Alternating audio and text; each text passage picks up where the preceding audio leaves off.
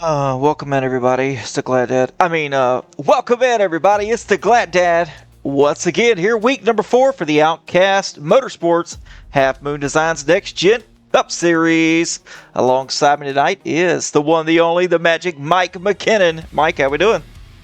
We're great. We are great. We're a little hot right now. That's all I know. It's a little hot down here in the Miami area. It is. Well, welcome to Miami and welcome to the South.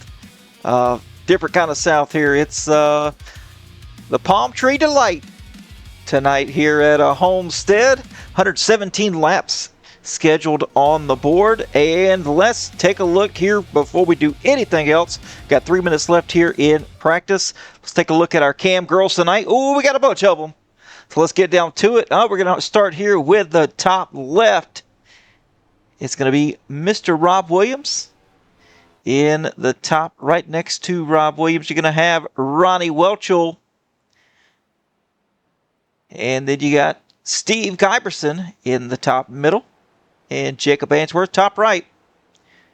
In the middle left, looks like we've got David Vodicka. The middle left center is Rob Hamilton. Bob Redeker in the middle right. And middle far right is Drew Calvert. Bottom left looks like Kel Peterson. Charles Wilson in the bottom middle. Doesn't have his camera on yet, but I know who it is. And Eric Johnson in the bottom right. Appreciate you you ladies coming on board here and showing those pretty faces and that back knee, Eric Johnson. Anyway, let's get down to Man, never has a shirt. Yeah, I know.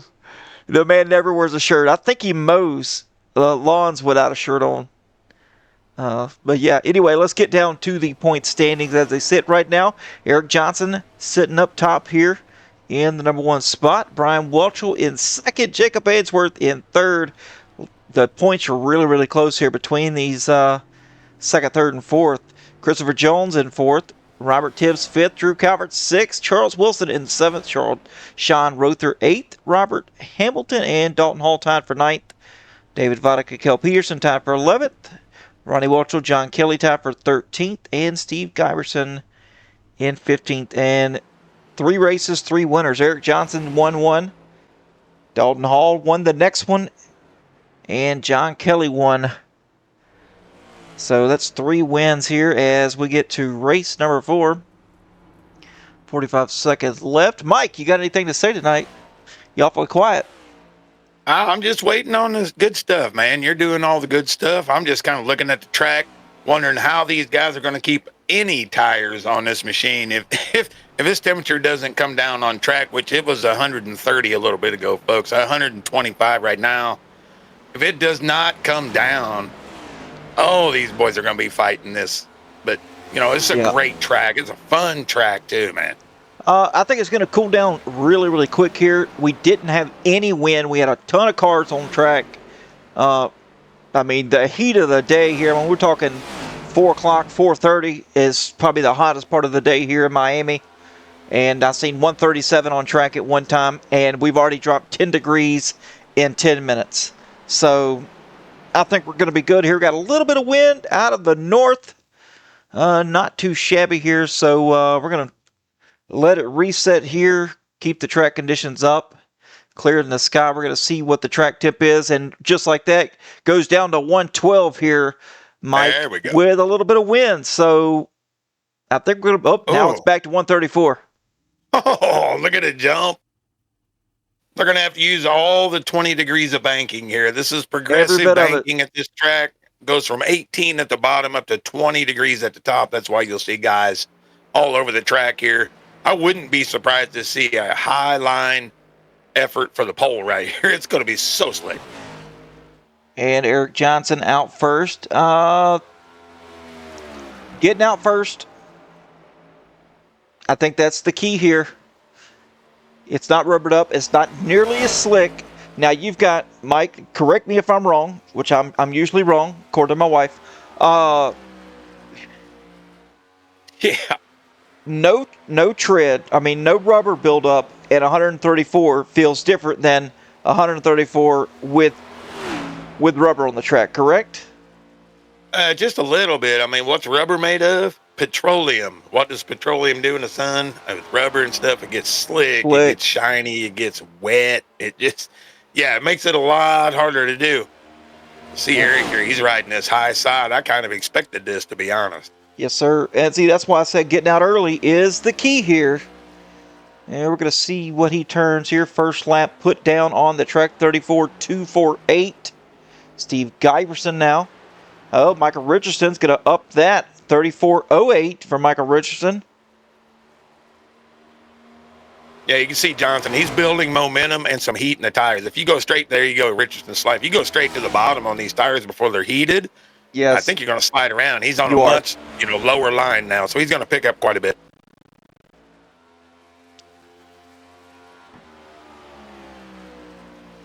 We'll see here, 34.2 to a 34.078. Richardson still with a 34.075 on his first lap. Well, nope, that's 33.98 from Carson Youngblood. And John Kelly out here, one of our Cup Series winners, on track. See what he can do here for his second lap. And we got some more times coming in. Jacob Answorth in fourth. Steve Giverson crossing the start-finish line for him. We'll see what if he can do better than fifth. I don't mind him cutting it down like that. Just doesn't seem to be up to pace. No, he slowed it way down. He was loose. And Tim Boyce, nice lap for Boyce. Up to second so far. Yeah, he chimed in the box there and said a little slick at the moment.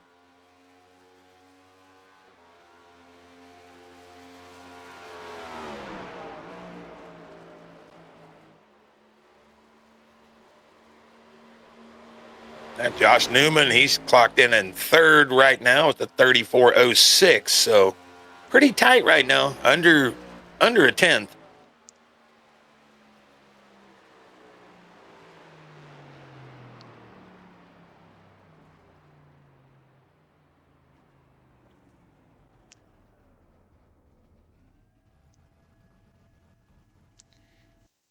And looks like Youngblood sitting at the top. Josh Newman sitting third right now.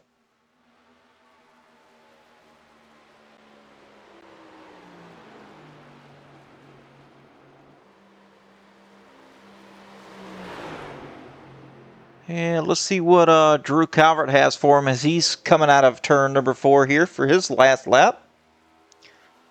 Currently 16th fastest on the board. I think he's going to be able to do faster than that. Probably a top 10. Oh, Calvert. Yeah. Top 1. Top 2 now. Oh, Tibbs. Wow, Tibbs. Robert Tibbs with a 33.77 immediately put Calvert down to second place. And that was Tibbs' first lap. And now he's loose on the second one. Well, that's the thing. You try to take a little more, you're going to get a little squirrely. I'd be secure with that lap. I really would. Yeah, fantastic lap. See if he could do a little bit better here. Not sure if he could do better than a 33.77. No, 34.20. And it's Ronnie Welchel. All that practice has paid off, my friend. Up to 5th place. And let's see who we have here. Terry Litweiler on track for his second lap. Down the backstretch he goes. 24th fastest. And we'll see. He's running middle to bottom here. Not all the way on the bottom. Be careful of those seams, folks. They're wicked loose. Yeah, they got teeth in them, no doubt. Terry. Wow. Must have hit the wall. It must have grazed them. That lap did not count there, as we've got on track right now, Cale Peterson. See what he can do here. This is only his first lap.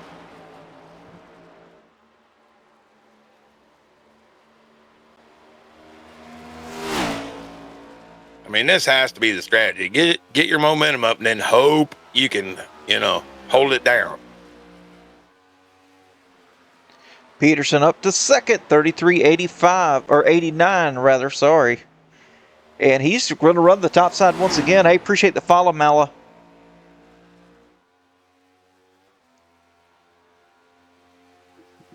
Yeah, we're going to bring the excitement tonight. This is going to be a good one.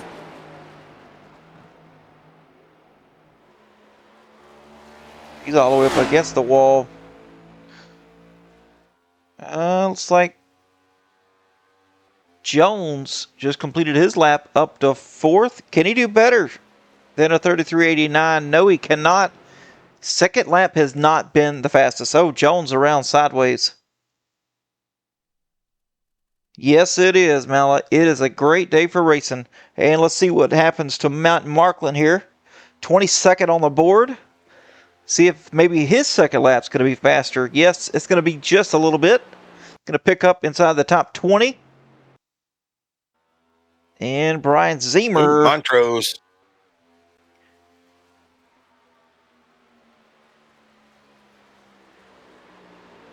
Montrose on it. He's already completed his second lap here and not going to grab the pole.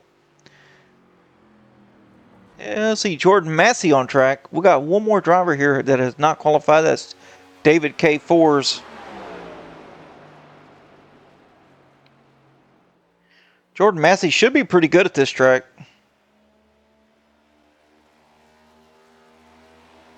We shall see. We shall see. 26, up 2 spots.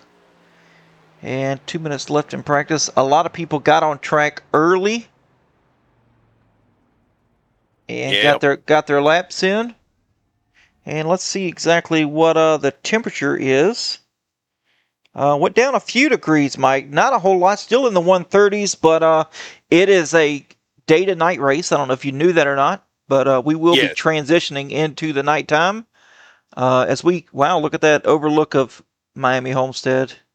During season 1, I believe it is, Hubert Johnson may correct me or not, season 1 or season 2, I believe it was, they came here, Outcast Motorsports, and ran the Homestead Miami Road Course B. Now, that was probably the most fun road course I've ever witnessed here on iRacing. It was super competitive, and I will be voting for that for season 6, no doubt about it.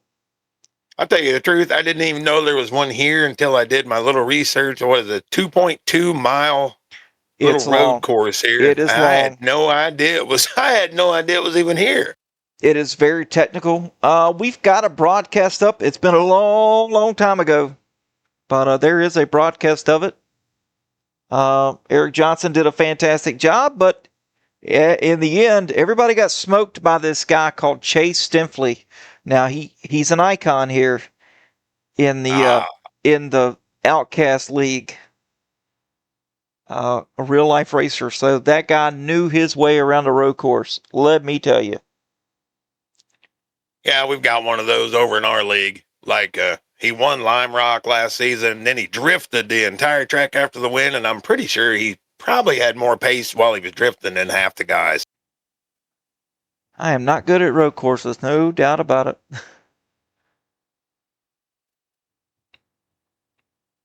I enjoy the heck out of them. I mean, to me, I don't know. I've turned into a big Formula One fan, which I don't know why. It's a big engineering contest, I understand, but I just like the way they present it. But first love is always NASCAR. Been there for a long time, so just don't know about these cars in real life. I don't mind them on the service. I'm just not a big fan in real life of them. Yeah, I'm not a fan. Well, you know what, folks? Everybody's getting gridded up here, so we're going to take you along to the starting lineup. Here we go.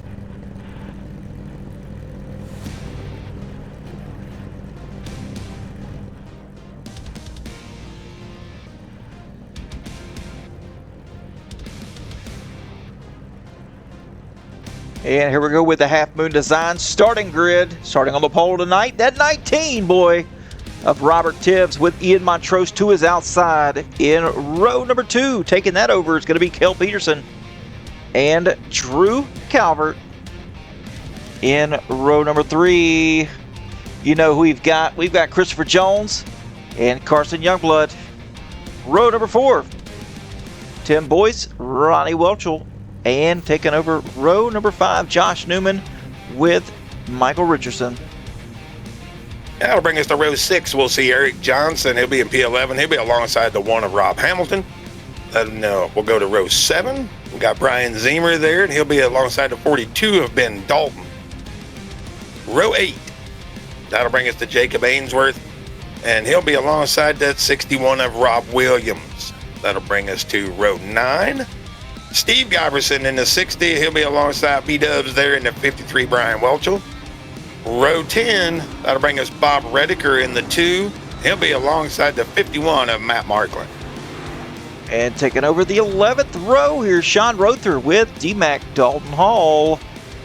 Row 12, Michael Stevens, John Kelly. In row 13, Shannon Donathan, Jordan Massey. Row 14th, Charles Wilson with David DeVille. And row 15th, David Vodka, Terry Litweiler, and bringing up that last little spot here is going to be David K. Fours on the track. And let's get this thing down to the weather here. 124-degree track temp right now, Mike. And the track info, 1.48 miles, so 1.5 mile track here.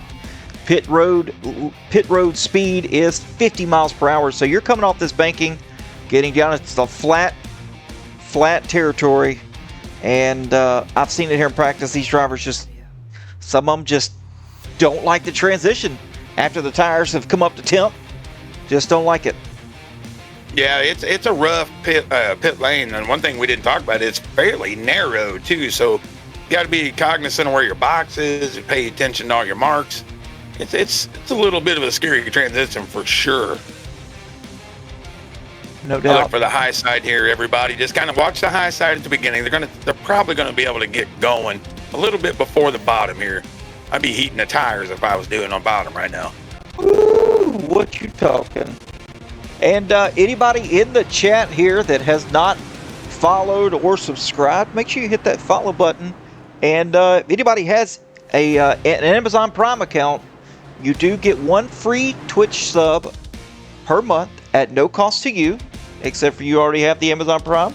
So we would appreciate it if you turn that Twitch Prime over to us. We'd really benefit from it.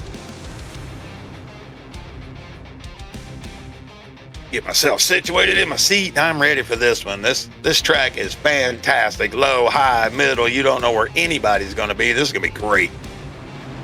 It's going to be a good one for sure. Pace car's coming off, so here we go. Getting ready for the green flag here at Homestead Miami. 117 laps scheduled for tonight. Green flag in the air, side by side, the 19 and the 10. Both get a really good start here, 2 by 2. The 10 going ahead, going down to the bottom.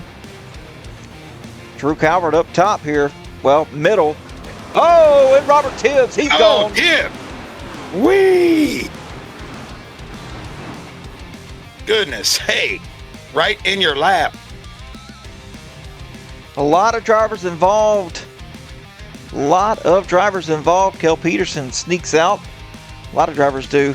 And let's take a look here. I don't know what to look at. We're going to look at Drew Calvert as he was a hard one involved here. I seen Carson Youngblood had went to the high side. Do not know if he was able to get through that.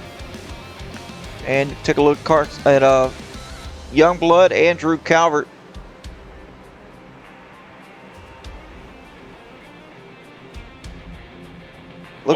Looks like the 19 went down below the white line, and that kind of wound him up a little bit, got him a little loose. We're going to look at it one more time here. Yeah, that's exactly what I saw. Then Montrose got in the back of him a little bit. Right. You see, Ronnie Welchel also involved in this. You see the 19 come down, get a little loose, and the 10 gets into him. The 43 involved. Oh, Ronnie Welchel. And Tibbs just disappeared. So I don't think Ronnie even knew what was going on. We're going to take a look here at Ronnie Welchel from his cockpit view here, if I can get that situated. All right, now let's take a look at this from Ronnie Welchel's point of view. Yeah, let's see if he even sees him. You see him up in the front there, down below the line. Yeah. As soon as he saw him, he was on the brake, but as soon as he saw him, it was too late. He was already up his tailpipe there. Yeah, that was a hard lick for Ted. He's got to have pretty extensive damage. You saw the parts and pieces flying off. Yeah, I told you here early on, within the first 10 laps. Slickery. Within the first 10 laps, don't worry about scrolling on your timer because there's going to be a couple of guys here that going to be packing it up. She's slickery. Josh Newman came away looking pretty good here. A lot of other guys, but you've got drivers like Montrose, Repair Damage, Drew Calvert, all the guys running up front here. Carson Youngblood, Ronnie Welchel, Matt Marklin, Jordan Massey. Really didn't feel like Youngblood got that much of it, but he must have got a little more than I expected. Oh, Youngblood is destroyed. The front of his car. I couldn't quite see that, man. Yep. Let's see if we can. Let's get on here with Carson Youngblood. I'm on the wrong guy here. Yeah, look at the right front. It's lifted up. It's lifted up off the racing surface. Hood smashed up. He's the car's not going to turn good for him. No. That's a little counterintuitive to me. You think the wind blowing on the tire would help, but it doesn't seem to. It does not.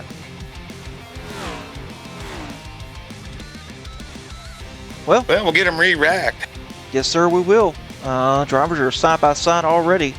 Caution lights are off all the way around the track and on the pace car, so we're going to go green this time by. Man, oh man, that one little hiccup there from Tibbs took out a lot of drivers. Yeah, it was just below the line, as you said. It's just like every other track. It flattens out down there and just completely throws your car out of bounds. And I seen that in coming to pit road though, Mike. It was torture on some of these drivers trying to practice it. Hey, here we go to the restart zone. Green flag back in the air. And Boyce did not get going. He did not, but Kel Peterson did. Now Kel is going to do what he needs to do here.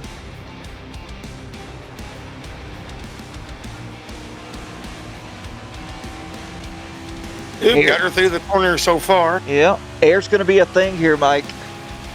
Oh, yes. Especially when it's slick. I mean, you talk about it every week. That diffuser under these cars, folks, it is just throwing air, dirty air all over everything behind them. So you get in that wake and you be feeling good. Next thing you know, you're just sliding out to the wall. Look at these newer drivers here. Let's call them out. Give credit where credit is due. I mean, look at this. Christopher Jones up here trying to take the lead away from the 20. He's battling side by side. Yeah, I had the pleasure of driving with him some this week. He's just putting the work in constantly. It's starting to pay off, too. Hey, somebody looks like they watched my tutorial on the podcast this week. Whoop, and we got a little issue back here with Michael Richardson in the 29. He was a little loose out of 4, Mike. And some of the other drivers kind of went by him here. Yeah, you're going to get loose out of 4. I mean, that's not going to happen. I don't care what lane you pick. You're going to get loose at certain points. But this is one of those tracks you want to go fast. I mean, we're around 180, 82 miles an hour at points. But you overdrive this thing right here with the limited sets of tires that these guys have, and they are going to be fighting it for 20 laps on a run. Absolutely. Richardson with a little bop there in the wall. Josh Newman, he's already got some scrapes up on his right side. And Ben Dalton running that middle lane about a few feet from the seam, which is not a bad idea at all. No, stay off the seam or above it. Stay off the seam. And here goes John Kelly. He's already up 12 spots here, Mike. Now, if you can make that line work, be fantastic. But as the run goes, I don't think it will. This high side's going to keep momentum. It always does here. You're going to transition on the high side, guaranteed. No ifs, ands, or buts about it. Especially as we're going from day to night, the high side it's king.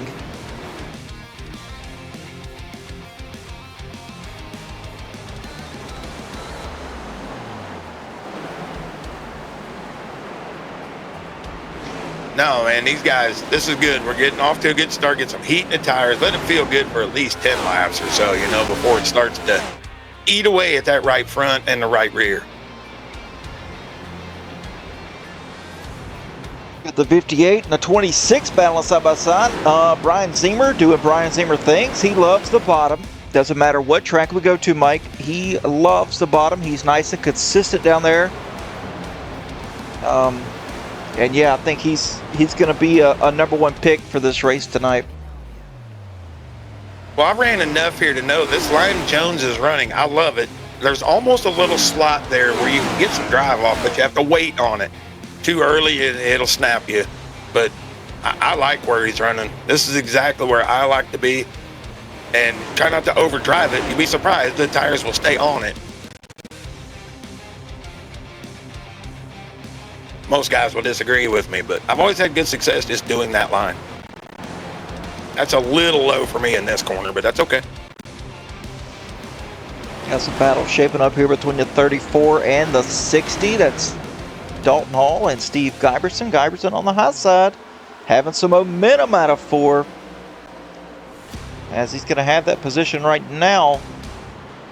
Dalton not having the drive off or the entry really into the on the bottom. Steve Giberson goes right on around. Oh, there goes Terry Leweiler. He saves it though. Ooh. You can see the tire marks back there coming out of 2. Good save. And it's just going to get worse as the run goes, folks. I mean, these things are already loose. Just wait till the tires get greasy. I mean, it's just going to get worse and worse. Carson Youngblood back out there. He is battling right now with the 73 of David DeVille. Whoa. And looks like Shannon Donington back there.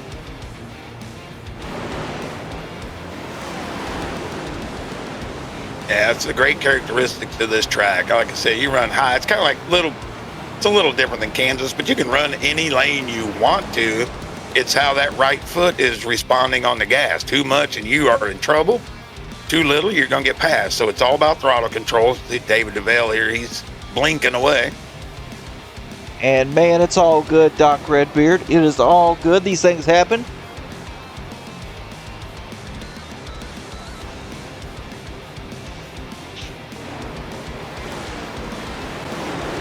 See what Jordan Massey can do. He's back here trying to work his way up through the front. Let's see, who do we have here also battling?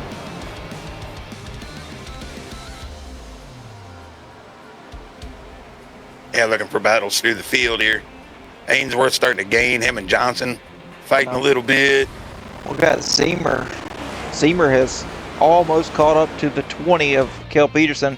Kel a little bit loose. He's looser than he would like to be. That car swerved sideways 3 or 4 times out of that corner.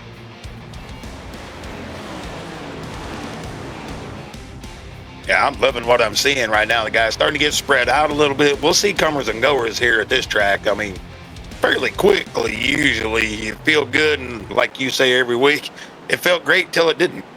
Then it'll start sliding around. You got to make adjustments.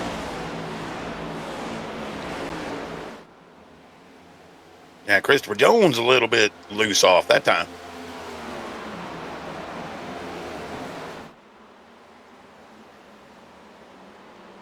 There's the line I would like to see right there.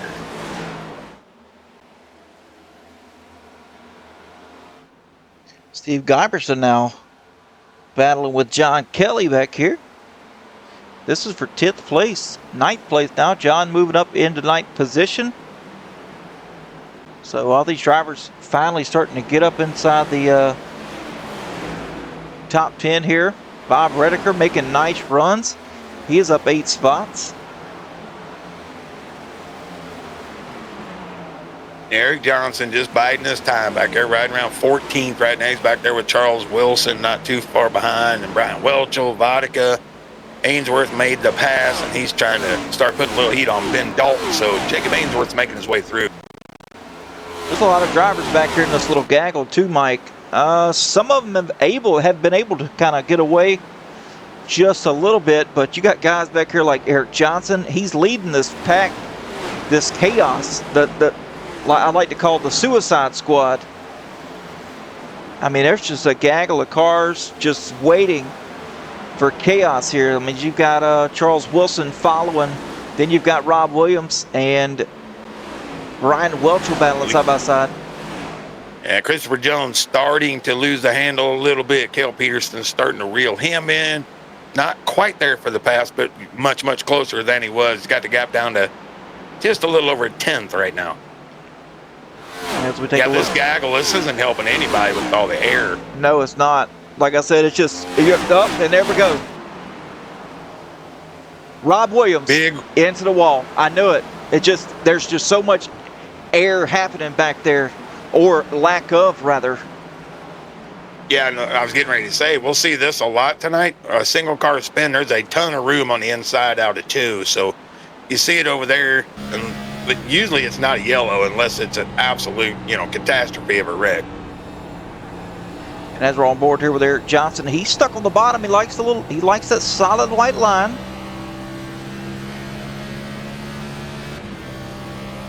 Well, as you lose your tires, I definitely like it. I'd rather just lose a 10th than go up there and, leave all the paint job on the wall. And what is this, Mike? I'm hearing some shifting from 5th to 4th. Is that something you tested here? I was not able to test the next gens. I didn't do the next gens. I would assume, though, you get it in the range that you want on RPM. I don't see any reason not to. It should save a little tire with the engine braking as well. That's right. And we'll take a look here at the driver just in front of him here. Jacob Ainsworth. And Jacob is also shifting. And he's kind of straddling that seam there in the bottom. A little bit different line than we've seen. I think I'd work my brakes more than I would worrying about drive off. I'd be worried about spinning the tires a little bit. You may not feel it even, but I think I'd keep it up there in 5th.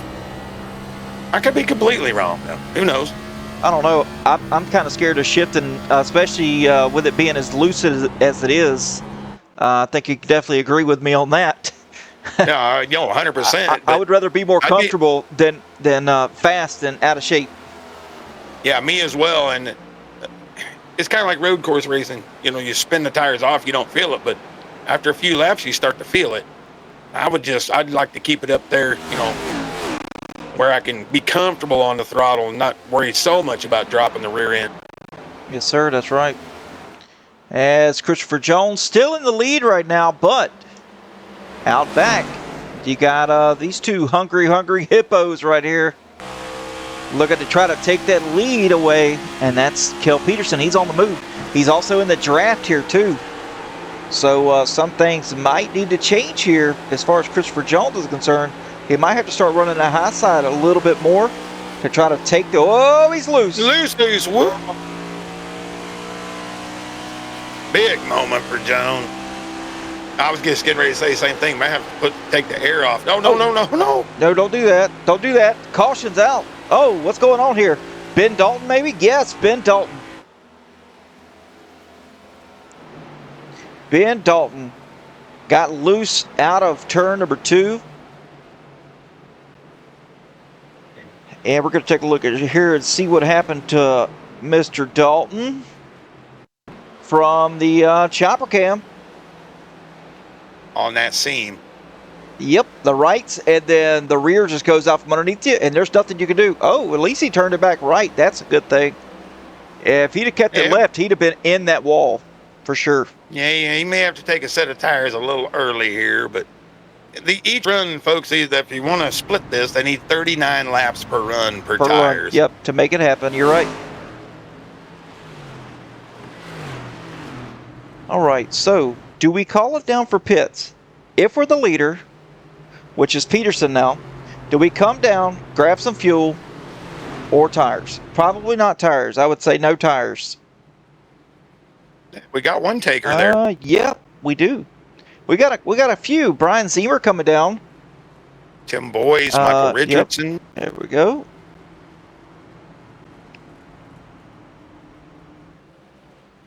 While we've got Kel Peterson and Christopher Jones, Rob Hamilton, Dalton Hall, just all staying out here. Not a bad call to come in, not a bad call to go out, or to stay out. No. It depends how far you want to take the treads, or how good you feel about it. You're exactly right. That this could go either way here, and it depends. We had a caution here on the very first turn of the very first lap, and then we went 25 laps with nothing, and then just a green flag run here. Kind of see what you've got. I mean, these tires are hot now. The guys, they see what they have now. They're like, hey, this thing's pretty loose. I might want to come in and get some tires. Well, some others may not have pushed it that hard. I don't know if Kel Peterson kind of pushed his that hard. I know Christopher Jones kind of did when he had a moment out of two. But some of the others like Rob Hamilton, Dalton Hall, we know Dalton Hall, Josh Newman, they're savers. They know how to save their tires. So I didn't see a point in them coming down. And they didn't. No, and we saw that, these leaders probably went out maybe a little harder than they want to, because they were up over a second, over the fourth, fifth, sixth place cars. So what we're going to find out right here is what we're going to find out. Who has done a better job of conservation? And then, like I said, that shifting, I don't know if I like that. I don't know. I mean, I'll do it at Phoenix in the truck sometimes. I get it. I know why you're doing it. But you're also in the power band a lot harder when you're getting off the corner, and any bit of tire spin off the corner is not good. Right. Well, here's our restart lineup, Mike. We've got on the front row Kel Peterson and Christopher Jones kind of swapped here with Christopher Jones getting loose there out of 2. And then it's going to be Rob Hamilton, Dalton Hall, Josh Newman, Steve Giberson. Nice run for Giberson as well. He's worked his way up to 6th. Bob Redeker, Ainsworth, 7th and 8th. And Eric Johnson and Wilson, 9th and 10th. Row number 5. So we've got the heavy hitters. The heavy hitters are coming up through the field. Yeah, it seems to work that way every week, right? They're going to make their way. Ainsworth's up there. Johnson's up there. Here they come. They're going to work on these boys. We know they're saving. That's what they do. I mean, that's what Eric does. Here we go. Pace car's back down. What's going to happen here? We got some heat cycled tires. Are we going to see Peterson. some spins out back? Not likely. Yeah, Peterson got away quick, boy. I think he did. I think everybody else probably easing into it. I think he short shifted. He knew the tires were going to be slick, so he short shifted.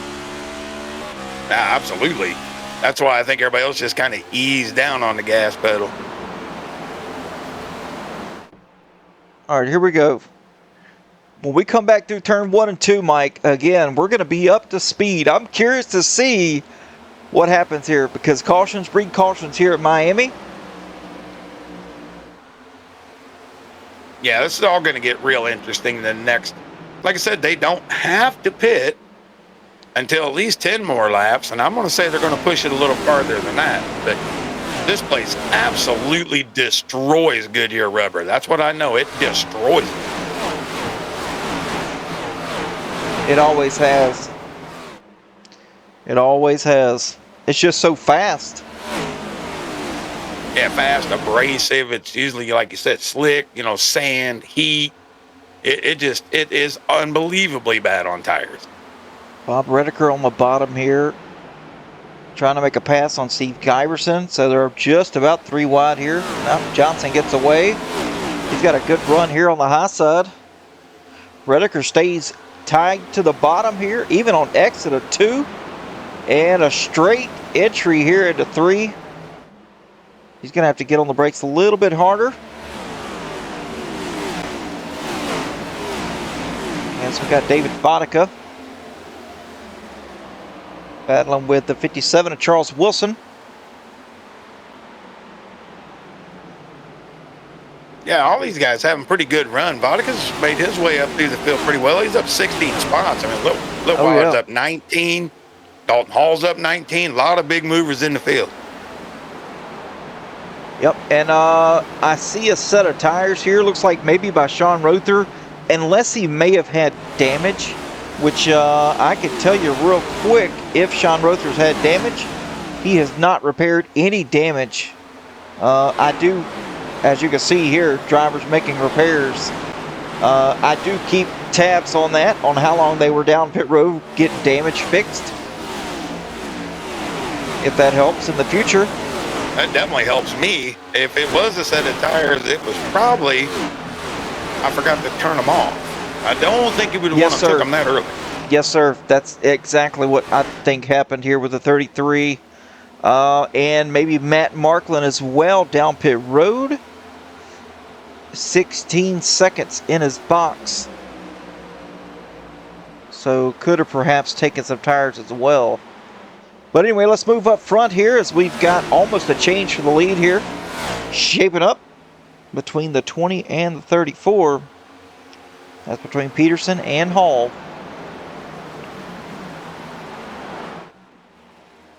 Hall's still able to negotiate the bottom. That's a good sign for that car tonight.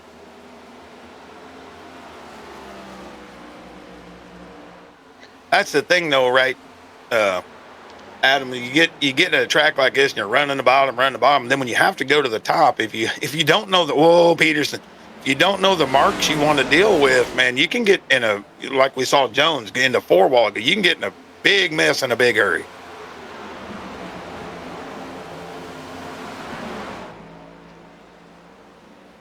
And, you know, we've got 41 people here watching in the Twitch stream. I want to give a shout out to the Parkers and the Jacksons watching from Erie, Pennsylvania. Erie, Pennsylvania. Been there a couple times in life, right there off of 90. Oh, whoa. That looked like Peterson again, got loose again. It was. There's Peterson dropping back. Oh, we got him. He was dropping back so far, it was hard to get him on the camera.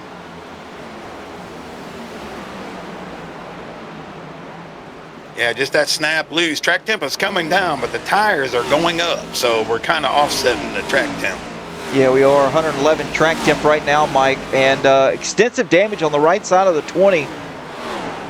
You can see the right front is just all beat up. Let's get on board here. You can see the little bit of the dampers there. Yeah, the louvers. Sorry, the louvers. A little bit messed up here, and we get to a rear chase. That thing is, yep, it's not going to turn very good for him. No. He's going to be screaming, hoping so there's caution sent. Terry closing up to the back of the 53 right now. He's going to try to make a move here on the bottom. Yeah, we saw him loose earlier, but he has found something now. He definitely has. Or he's learned a lesson. Oh, as we got another car back somebody here. Else around. That's going to be Michael Richardson. Michael Richards. He gets it back going, though. We've seen that time after time. Out of turn number 2, they just, man, they get loose. Now, 9 times out of 10, they do save it, but lucky for him, he did save it as Ronnie Welch was going to go around. Yeah, those tires are going to be way unhappy this time in one. I mean, we're talking at, oh, man, that was nasty. Goodness. I don't know what about, I don't know about that. But it looks like Ronnie Welch may have missed the corner there. And Michael Richardson barely skated by. Yeah, a little bit of wiggle there, but all the while I seen Dalton Hall, man, he took the win last week. He's going to try to go back-to-back today, but, you know, shout out to Christopher Jones, still hanging right in there. Got Rob Hamilton coming. Ainsworth is on the move. He's up to 4th with the shifting and everything. I'm not sure. They may all be shifting, but it's just a tactic. I don't know. Apparently it's working.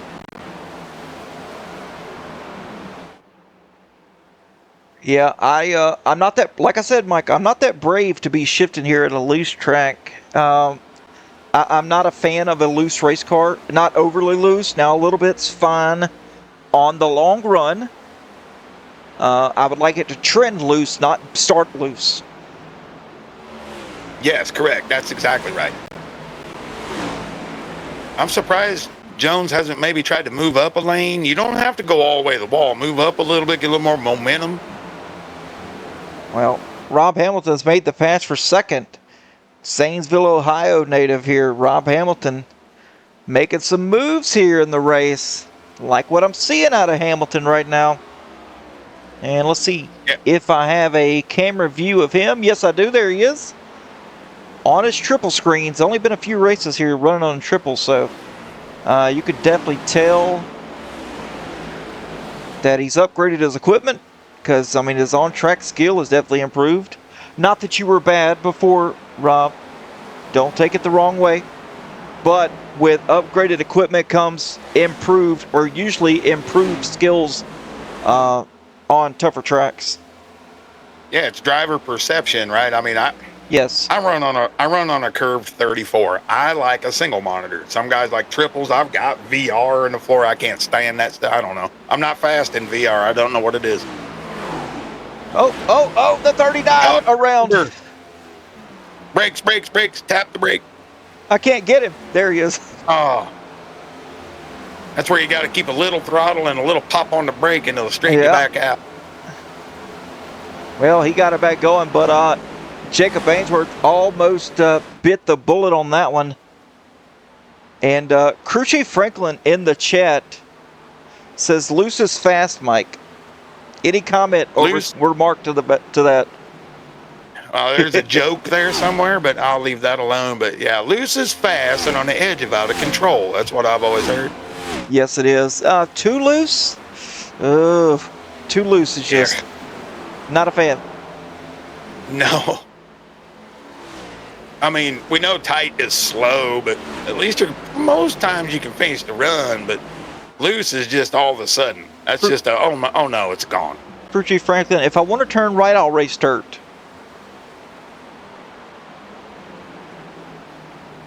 I cannot do it.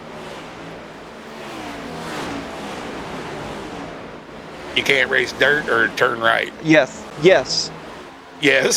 Yes, to all. I'm not great on dirt either.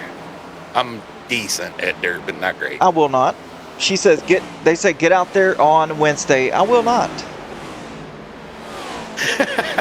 I can't if I'm in the booth. Boyce and the 5 of Michael Stevens here. Battling side by side. Well, not anymore. Tim Boyce going to dive it down to the bottom. He's still running the bottom. Stuck down there. I'm not mad at it. His rights are on the seam now, though. He's kind of transitioned up a little bit off that white line. Has moved up and actually made a slide job move on the 5 and made it stick. Well, good luck on making it stick, but he did. Oh yeah, you can do it. Oh, the 5's in the wall.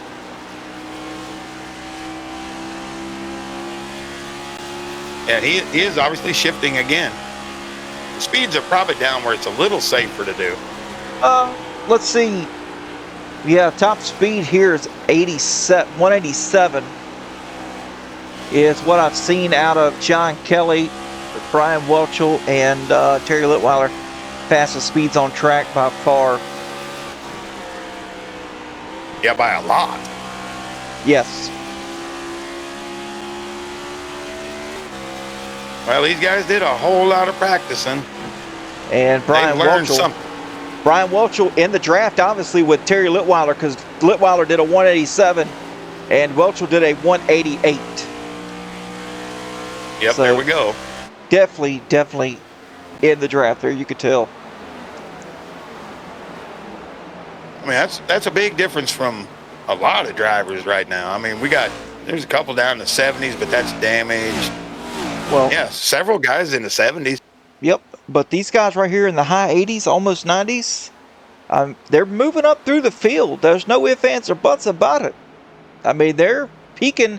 Terry Litweiler in the top 5 here, and he's running 180s. Just ran a 180, and Eric Johnson in front of him ran a 182. the leader's running 174 as his top Yeah, there you speed. go. So yeah, that's not lap speed, everybody. That's top speed during top the lap. speed, yes, top speed. That's the max you've reached, line to line, start finish line to start finish line. Now, shout out to old B-Dub here. He's looking good tonight. Somebody we don't get to call a lot, but man, he's looking great right now. I'll say something, he'll snap loose here. Hold on. Woo, thank God. Well, he's hard in that giraffe too. He's been following Terry Litweiler pretty much to a T here. I mean, you can see Terry went down mid lane, so did Welchel. He's literally mirroring the exact, and see, look, when he goes up the track, he's mirroring Terry Litweiler to the T. Yep, he's running exactly the same. We see Ainsworth made his way around Rob Hamilton, so all the while Dalton Hall is almost 2 seconds gone. So we'll see what Jacob takes out of that. Another thing, we're already at lap 50. None of these guys have really taken tires at the front, so I mean, they're way more than safe to take some fuel tires. And I'd say their fuel window, these are a little bigger tanks, so they're probably good for a little bit. But somebody in the wall in the back, not sure who that was.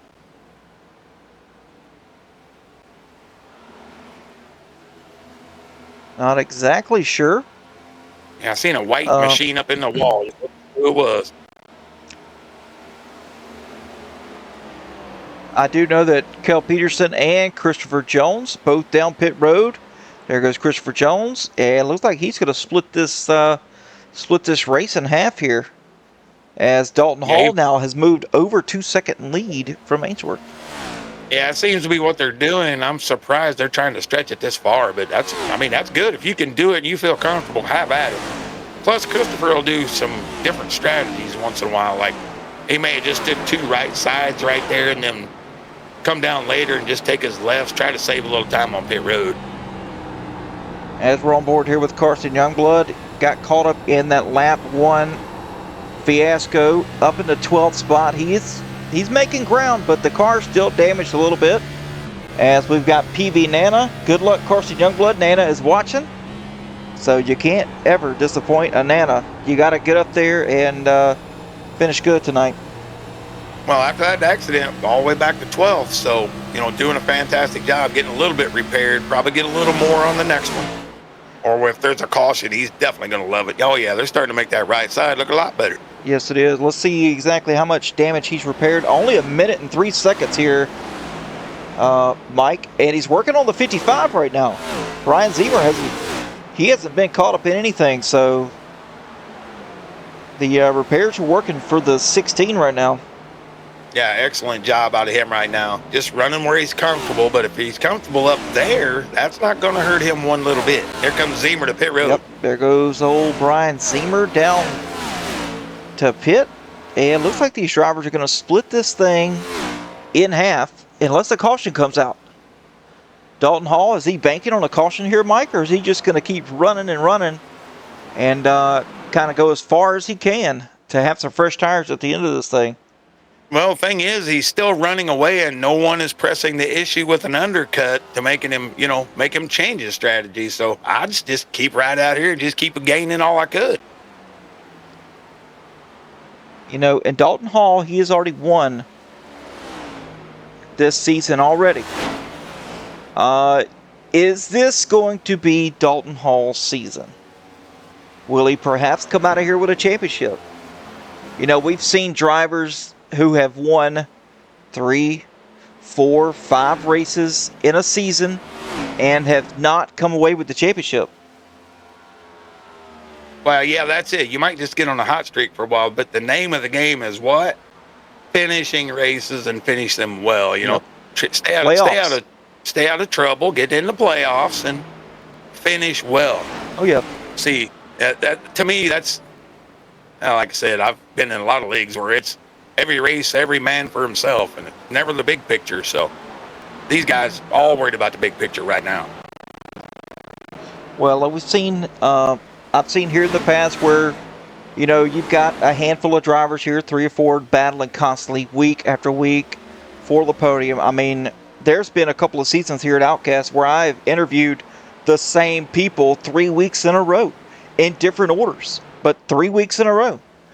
And, the first 2 seasons, I don't even think Eric Johnson even had a win. I always used to call him a bridesmaid because he was never a bride. He never won the first 2 seasons. And then finally he won, and then the skies opened up, and now he's getting wins left and right. But I've seen these guys time and time again. They do really, really good during the season, and then as soon as playoffs happens, they squat. They're squashed. They're just done. They're having DNFs. They're not finishing good. And then at the end of this thing, they're out of the points. They're out of the points chase. They're stuck back in 5th place in the points. Well, they call that race brain. I really Yes. got to go now. What I've been doing is not good enough. Well, it was good enough. So continue to do what you're doing, boys. Charles Wilson having a nice run here, up in the 8th position, just kind of running by himself. No one really around. 3.5 seconds from a car. That's John Kelly. 2.5 back from him is Timothy Boyce, as Carson Youngblood down pit road for his stop. Could be final stop of the night. That is exactly halfway where Carson decided he wanted to pit. So a little bit of an undercut here, but he's a little too far back as we got Montrose, Shannon Donathan down pit road. Montrose leaving his box now in 23rd. Rob Hamilton dropping to 5th as Brian Welcher takes over 4th. And here comes Terry Litweiler. Eric Johnson made his way around Ainsworth, so he's up to 2nd, but still a 2-second gap to Dalton Hall. And if I'm Dalton Hall, I'm like, good. You guys keep staying out, I'll stay out. But as soon as one of them has to, call the bluff here, it's time to do it. Well, you can't really undercut if you're back there, you're up there, you're in the race, you're leading the race, you're 2.5 seconds ahead. There goes Jacob Ainsworth right now, just pit road. You best believe, Mike, I just seen Jacob Ainsworth go down pit road. The next lap by, I'm going down pit road. Absolutely, or you're going to lose 2 seconds to him the next lap if you don't. He's one of the leaders.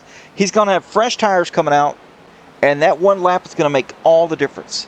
That 2 laps is going to make all the difference. That 5 laps is going to make all the difference. Dalton Hall has got to come in now.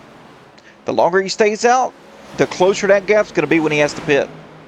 Yeah, he needs to come in, and he's going to go on by. Now, that's going to allow Jacob to get a fast lap.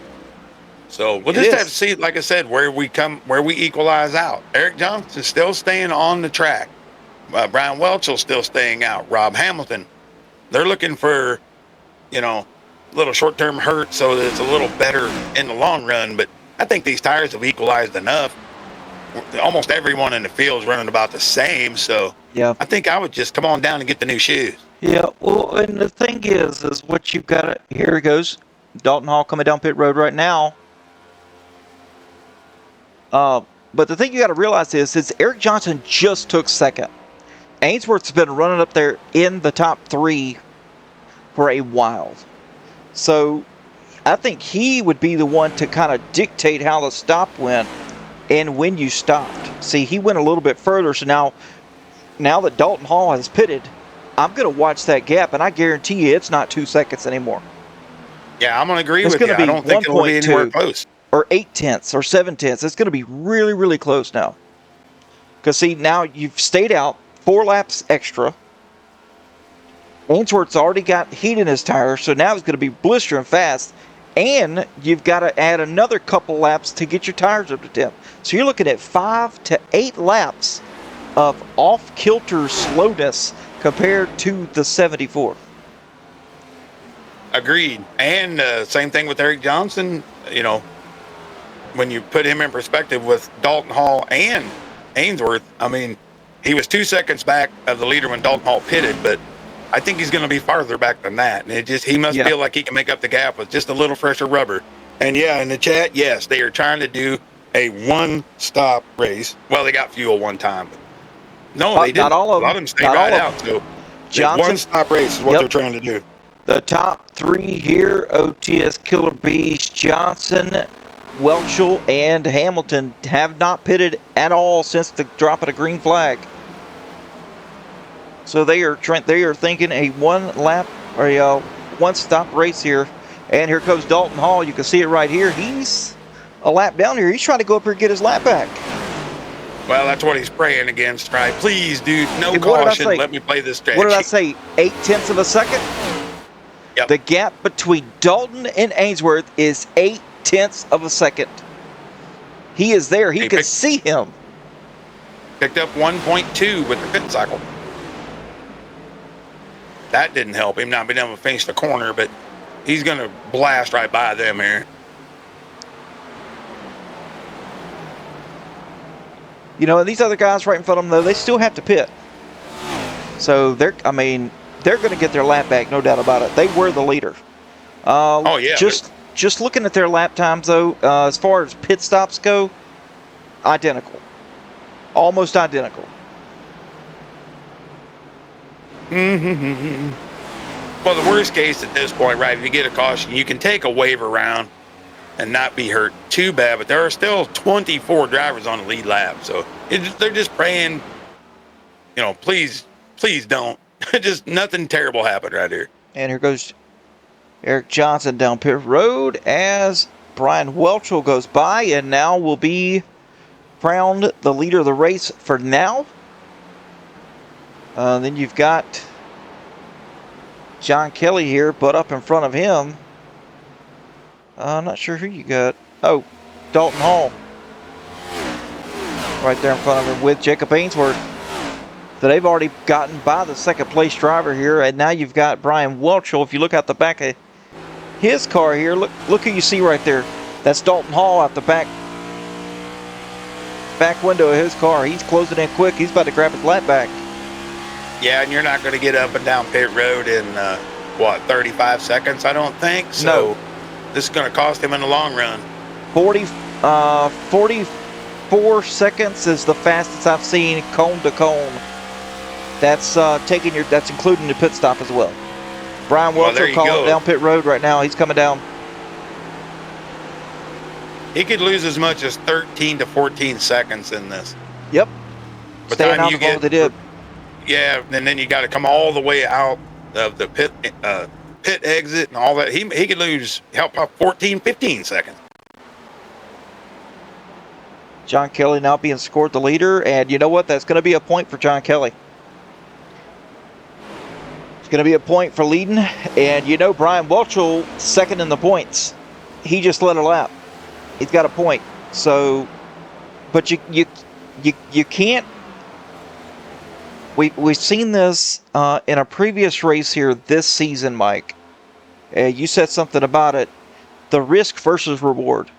Now, staying out way later than the leader who's already pitted here, trying to lead a lap to grab a point, is not worth finishing 14, 15 seconds back. You know, when you could have pitted with him and finished in the top 5, now you waited 15 laps and now you're finishing outside the top 20. I mean, that's absolutely right. It's not worth it. It is not worth it. And to me, it's not. I know what all these guys are doing. Oh, there's going to be a late race caution. We're going to get new tires. We're going to be great at the end. But if it's not, like you said, you're going to lose about 15 seconds on track by the time you come down pit road and get back around out of turn 2. Now look at this. Just a mere 0.3 back. We're talking 4 car lengths, maybe 3. Now we're at 3, 3.5, 2 car lengths back. This is going to be for the race lead after Kelly, Massey, and Rother make their pit stops. It's going to be the race lead right here. This was the call that Dalton Hall made, the conscious decision that he made to stay out later than Jacob Ainsworth. And he should have been watching his relative. When Jacob pitted, he should have pitted. To keep 100%. To keep the gap. I agree. I would have done it as soon as he did. I would have called my bluff, and I'd have had to come on in. Cost him, like I said, it's almost a whole 2 seconds now. I mean, we're right down to the nitty gritty now. But, you know, Dalton does have 2 lap fresher tires. I mean, we're not talking a whole lot here. If he ever pushes it, we got a car on the wall right in front of him here. But if he ever pushes it, Jacob Ainsworth's going to be right there. If he gets in lap traffic, Jacob Ainsworth's going to be right there. Yeah, we see Johnson back on track. what's his gap now? He was 2 seconds. Oh, he's substantially. We're talking 5.4. 5 seconds. 5.4 seconds back. So his Absolute exchange crush. cost him at least 3 seconds. At least, yep. But if the caution comes out, you know, if these drivers are banking on a caution and say the caution comes out, they're sitting pretty. Or are they? Or are they? Because these guys had already pitted way, way back, way before like 60, 62, 65, they're going to come back down and get fresh tires again. Oh, yeah. I think everyone in the field still has the set of tires. So if there's a caution, I don't think you're gaining a lot off of it. It's just track position at this point. But everybody's going to be on equal footing if we get a caution late. John Kelly going to drop back through the field. Now we just got Jordan Massey left here. 19 and a half seconds ahead of the leaders at this point. They're still being scored a lap down. Not nose to tail, though. I mean, we're talking 4/10 separates Hall to Ainsworth right now. And then 2 seconds back, you've got the 55, who pitted 7 laps earlier than Jacob Ainsworth did. Yeah, he started the entire cycle, and it's worked for him a little bit. He's gained track position just a little, a couple spots, but it did work out overall. So that's good. It may, like I said, it may hurt here within the next 20 laps or so, but I would say these guys are going to take this all the way to the end. If this is it and we don't get a caution, they're going to take it to the end. 2.2 seconds back is Zemer, and then you've got right at 4 seconds, something like that. 4.2 seconds. Sorry, my math's not mathing. Back till you get to Eric Johnson, so pretty good gap Johnson's got to make up, but he's got way fresher tires here, lap 67 compared to 53, and we're talking a huge gap here, 14 laps. Is that to Jordan Massey? Yeah, that's what I'm trying to figure out. Eric Johnson to Brian Zemer's 4 seconds exactly, but with 14 lap newer tires. Yeah, okay. I'm working on this thing in my head as I'm looking at the scoring over here, the who's got what. And, I mean, Jacob's not letting Dalton get away. Zemer, I think Eric will probably eat him up here fairly quickly.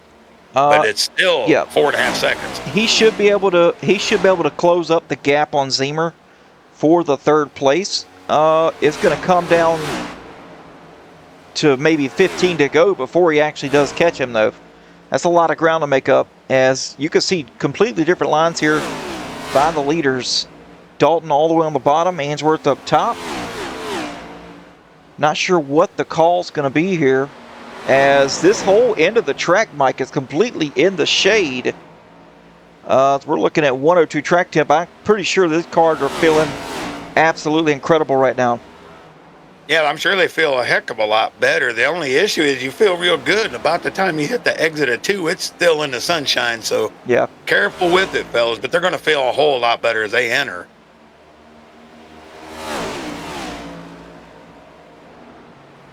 We're just lucky it's not late afternoon, or these guys wouldn't be able to see turn 1 right now. That sunshine is unbelievably bad down here a lot of times. Let's get on board here with Jacob Ainsworth real quick. There we go. There's Jacob. Get on board with him for a lap as he tries to close up the gap on Dalton Hall. Jordan Massey still out there. Last pitted on lap 25, and he got tires. Ooh, Jake. Little bit in the wall there. He's got a 15. He's got a 15-second gap. So Massey's praying for a caution there.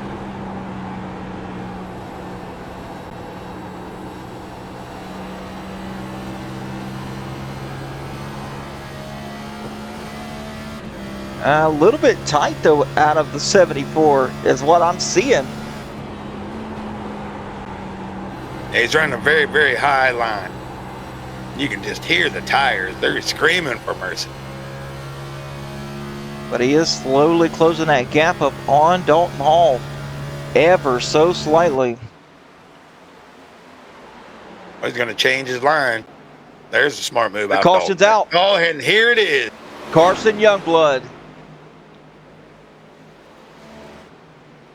Carson around on the front stretch here.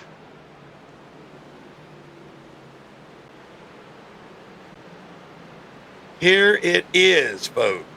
Oh, man, Jordan 34 laps to Massey. go. Jordan Massey is in a fantastic spot right now, Mike. A fantastic spot. Worked out for him. It couldn't have been any better, because I'm thinking if you don't come get tires now, I don't know. I guess you're just waiting on a caution for sure. But I say the entire field comes down, loads Yes, it sir. up to the next 35. Well, only 2 sets of tires over the wall now, so we still have quite a bit of racing left. I mean, we're 3/4 of the way through this thing, but let's take a look here and see what happened to Carson Youngblood as we go through pit stop cycles. From the chopper cam, he's right here behind the 18. He's all the way on the bottom white line, and the rear is probably going to get up underneath him. Yes, they do. They just step out, and he doesn't hit anything, and he's able to get it back going. Yeah, just costing him positions and a little pride right there. But that's that same seam we talk about, that rear end or anything that's on that seam. It's gone immediately. They're tough, man. It's just gone. I don't even know if you can really feel it till it's too late. All right, we got Eric Johnson is staying out. Zemer is on pit road. Ainsworth on pit road. Hall, Welchel, Massey, all these guys on pit road all the while. Eric Johnson, John Kelly, Markland, Hamilton, they're staying out. Well, John Kelly pitted on lap 74. It's only 84 now, so that's 10 laps on his tires. And he's up front right now. So if the caution was to come out later and he's got a set, I'm just saying that's a good move. The way Johnson, Markland, Hamilton, look at Massey. Massey just pitted here with Hall, Ainsworth, Zemer, and Welchel. And he's now up in 5th place. So not a bad loss at all. Not a bad trade there for Massey. No, I mean, it's 21 positions to the good from the start, and then Kelly's 22. So strategy playing well for these guys right now. So from 5th place on back on this restart are going to be on new rubber. The other 4 guys are banking on there's going to be one more incident. And it seems like Eric Johnson, I've only been here 4 weeks, but it seems like he knows something every week. So probably be looking out for one more caution. Well, here we go. We're getting caught up here. And I'm going to be rooting here for Jordan Massey. Talk about playing the luck card. That is absolutely insane. Yeah, it worked out as good as possible, right? Oh, it did. I agree. I agree with the call he made.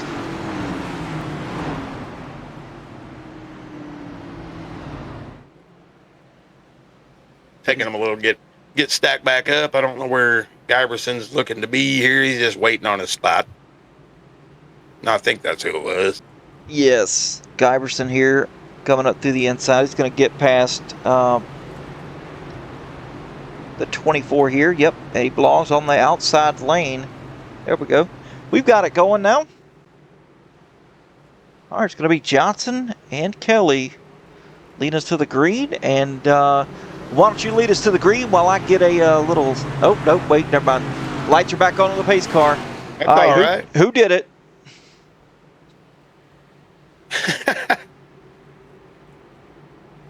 I was going to say, why get me a cold drink? But now I've got plenty of time. Yeah, go ahead and get you a cold drink. I'll shout out the chat group. Get in there, man. Let's help us all out. Get some subs out. Do all that good stuff. Let us know what you think of this race so far, because it's been interesting. Okay, it's not side by side the entire time. Its strategy been very interesting. Very good flow to this race. So what we got here? We got 30 laps to go at the line. 31 to go at the line. It's going to be very, very interesting. 5th place on back on new tires. Top 4, old shoes. But Kelly has the newest shoes of the bunch there. So interesting to say the least. And I got to say, finally. And I got to say hi to Mimi. How we doing, Mimi?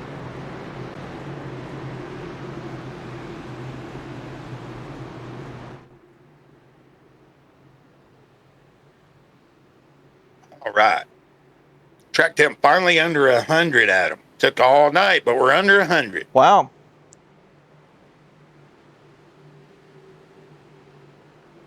All right. Here we Pace go. car ducks on down. Got Johnson, Kelly, Markland, Hamilton, Eric Johnson. Good start. Second car inside or outside did not go very well. Markland got a pretty good start as well. We'll see how this works out. Give it about 2 laps for these guys on the new rubber to get it kind of heated up. It'll start to feel a little better for them. But oh, that's Kelly bringing himself right up through there. He's got a little better rubber than Johnson's got on right now.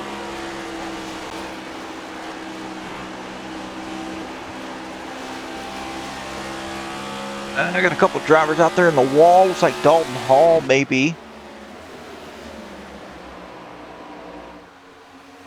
It was definitely wide.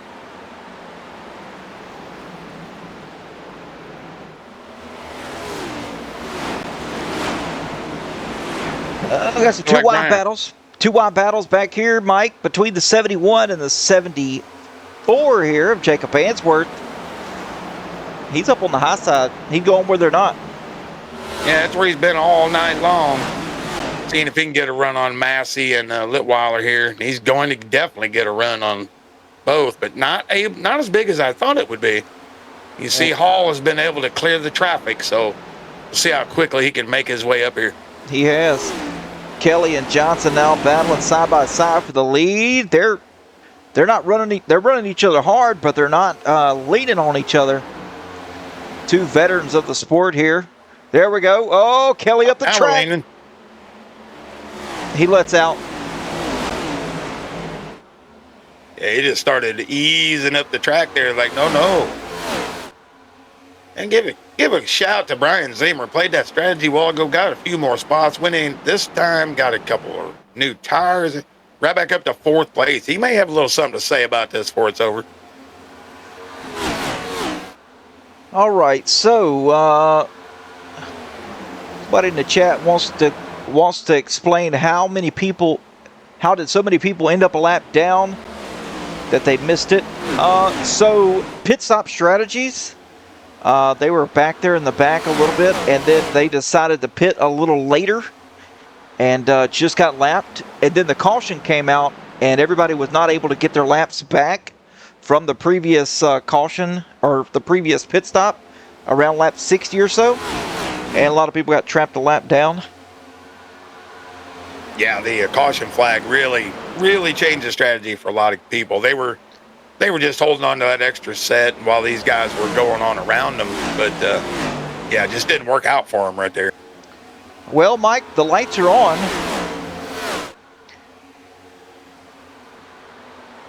Yeah, and the question's been answered. It didn't take Dalton Hall very long to get here, and he's bringing Zimmer right with him if they're not going out too hard too early.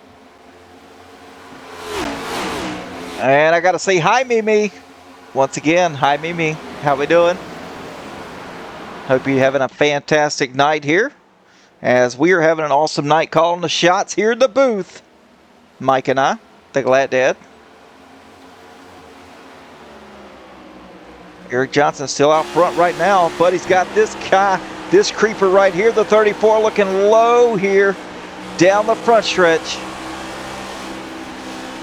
Whoa, they lean on each other here. Oh, Dalton Hall with the nose peeking out. Eric down off the wall. He's going to make him go. He's going to make him enter really shallow here. That is the Eric Johnson line. If there was pinch him down. Yeah, if there was a wrestling move, it would be that right there. Make you take your angle away. Yeah. I've seen him do it 100 times, and it works 99% of the time. No, it's a clean move for sure, and then what it'll do is upset that car that's trying to pass you, because they feel like they're going dead straight when they get in the corner. Well, hey, these new tires right here, Mike, are prevailing as Johnson's falling back, Kelly's falling back. Here comes Litweiler, here comes Zimmer. Dalton Hall's now taking the lead. 23 laps to go this time. Yeah, and what Johnson, Kelly, and those guys did not want to see is these guys get gone and get single filed out, kind of spread out where they can race. They didn't want to see that. They wanted them bundled up like a newborn baby. Absolutely. They wanted chaos. Well, Ainsworth, I've seen him in the wall a few times here, and so he's kind of shifted his demeanor down to the bottom and is really now making some moves here as he's trying to get by Terry Litweiler. Terry's got some draft help from Montrose. Not going to be able to clear the 74, but still running hard here. Yeah, shout out to Montrose. I mean, he early damaged several trips down, the pit road, fixed a little bit of damage, but worked his way right back up here into 7th position right now. So really good recovery out of him. Yeah, it took a while as looks like Kel Peterson, 7 minutes of damage. Montrose only 34 seconds. Well, my goodness. I thought it was way worse than that. Still a great recovery. It wasn't handling well for a while. He just back there riding in the back. Now he's able to make his moves. John Kelly running in 3rd right now. Able to get back by Eric Johnson, and he's got over 2 minutes of damage repaired. Yeah, Zemer's starting to heat up our leader, Dalton Hall, right now. Yes, he is.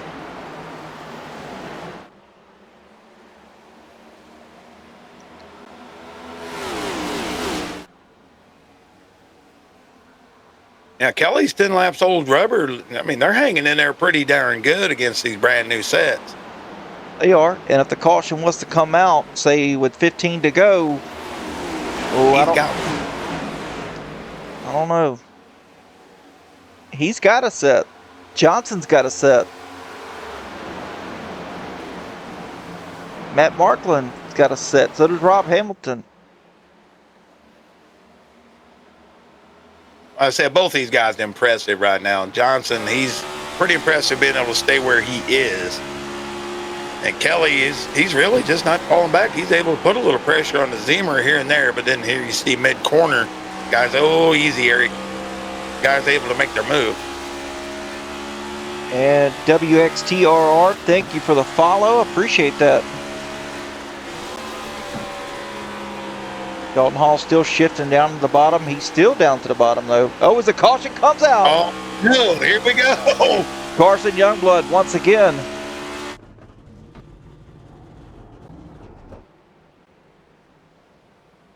I told you Eric Johnson seems to know something. No doubt about it. Here comes the pace car, so it's out of turn number 2 for Carson. We're going to take a look at it. See what happened to Youngblood. Up in the wall. And, just gets loose.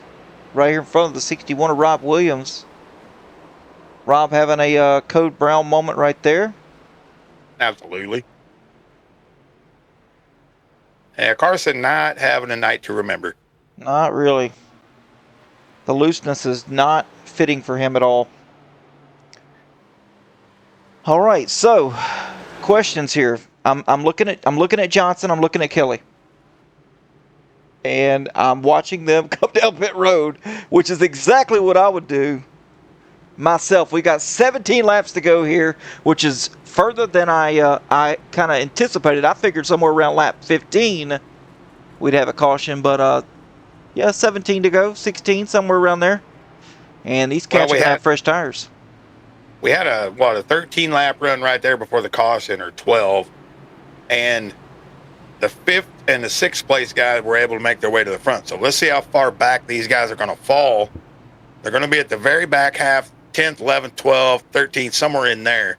Can they get through that many guys in a limited amount of laps? I mean, we're going to have, roughly 13 to go, I think, when we come back to the green. So we'll just have to see if they can make their way all the way through. Yeah, something like that. Yeah, it's going to be, they may have enough time here. I mean, we've got, just taking a look here real quick.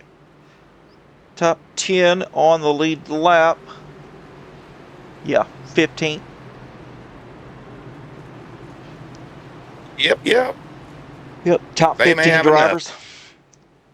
A lot of ground to make up. Well, Kelly looks like he's 10th. Johnson's 11th. So yeah, all those guys needing tires. They're going to start 10th back. So can they work their way through? I think it's going to be tough, but they probably do have enough time. But we only had 10 laps on the tires, and we saw Kelly was hanging in there pretty good with his. So we just have to wait and see what these front runners do. I think they're going to run the bottom here. And then halfway through before the race is over, they're going to switch to the top. Just kind of get the equalize the heat here between the right front and the right rear. But we're under 100 degrees still, a 97-degree track depth. Beautiful sunset at Miami. And race control. Just turn the lights back on the pace car and around the track. We're going to go around one more time here, and that's going to put us about 15 laps to go. Yeah, this is going to be quite a shootout to the end. I mean, how much blocking do we see? How much mirror driving do we see? We know the guys are going to have speed, but as you said earlier, it takes a couple laps to get it built up. These guys in the front should be able to gap a little bit before they start gaining. Well, I'm going to tell you this. And this is just from sheer experience and witnessing here at the Outcast. There's some guys up here in the top. I'm not going to say who it is, but there's some guys up here that will try everything they can to take the lead away and or a position. That's all I'm going to say.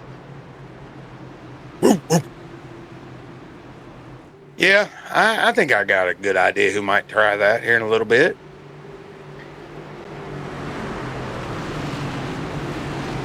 I just like it. I mean, a lot of guys showing great speed tonight. Guys we haven't called a lot. We haven't called Jordan Massey a lot last couple races. Litweiler's in the mix again. He just seems to have a little handle on these kind of cars. But this is going to be a restart. Don't spin the tires. Hey, you better get moving and hope we don't get a whole lot more cautions. Kel JP said it's me. He says it's me. It is not me. I mean, it's not you.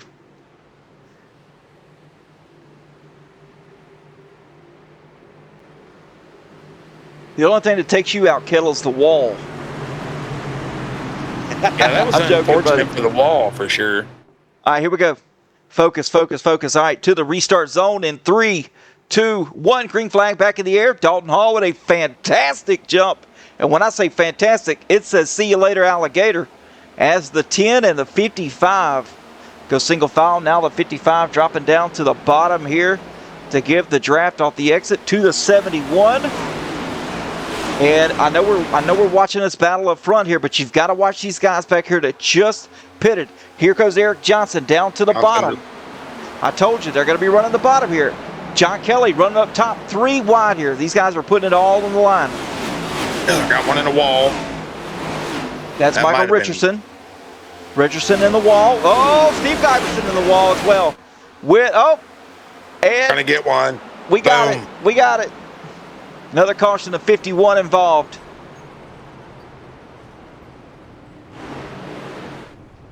It's a parking garage down here in turn number 1.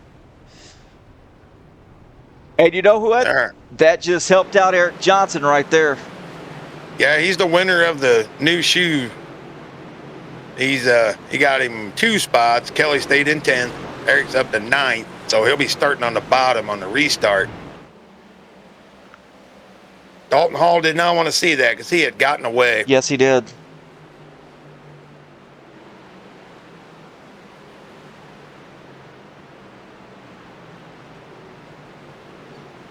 And Tim Penny 29, I'm not sure exactly who you are.